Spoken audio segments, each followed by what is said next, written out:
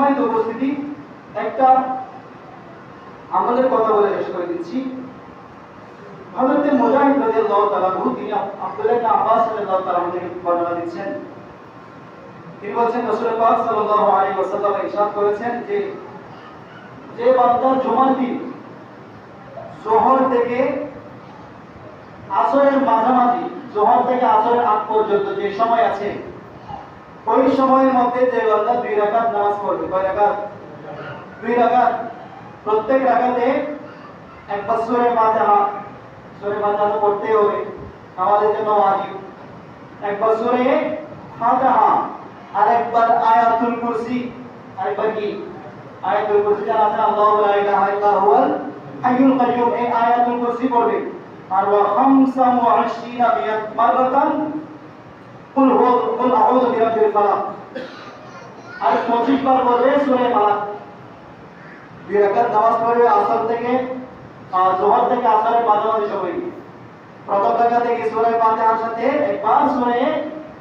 একবার আয়াতুল কুরসি, আর 25 বার সূরা ফালাক, কুল আউযু বিরাব্বিল ফালাক। প্রথম রাকাত শেষ।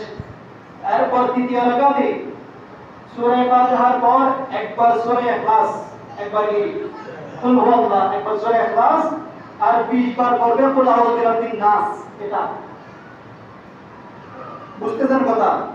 প্রথম রাকাতে বলছি সূরা ফাতিহার পরে একবার আয়াতুল কুরসি, 25 বার কুল আউযু বিরাব্বিল ফালাক, সূরা ফালাক।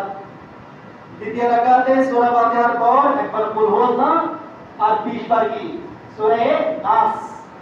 এই নামাজ যে বান্দা পড়বে, এরপর বলেন ফাইদা সাল্লামা, যখন নামাজ শেষ করবে সালাম ফিরে ফেলবে, ওয়ালা লা হাওলা ওয়ালা কুওয়াতা ইল্লা বিল্লাহ 50 মাররা, 50 বার বলবে লা হাওলা ওয়ালা কুওয়াতা ইল্লা বিল্লাহ।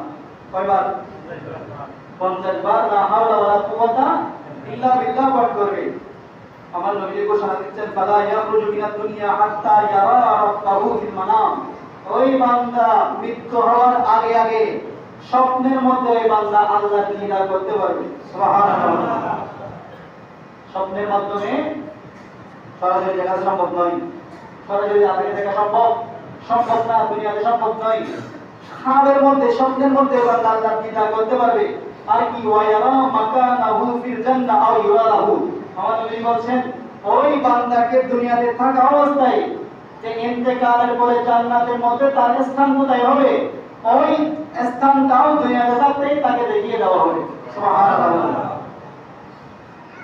দুনিয়াতে থাকতে মারা গেলে আপনি মারা যাওয়ার পর জান্নাতের মধ্যে কোন তবকায় থাকবেন, আপনার স্থানটা কোথায়, আল্লাহ কোথায় আপনার জন্য স্থান বরাদ্দ হয়ে গেছেন, দুনিয়াতে থাকতে দুনিয়াতে থাকা অবস্থায় আপনি জান্নাতে দেখে যেতে পারবেন। সুবহানাল্লাহ।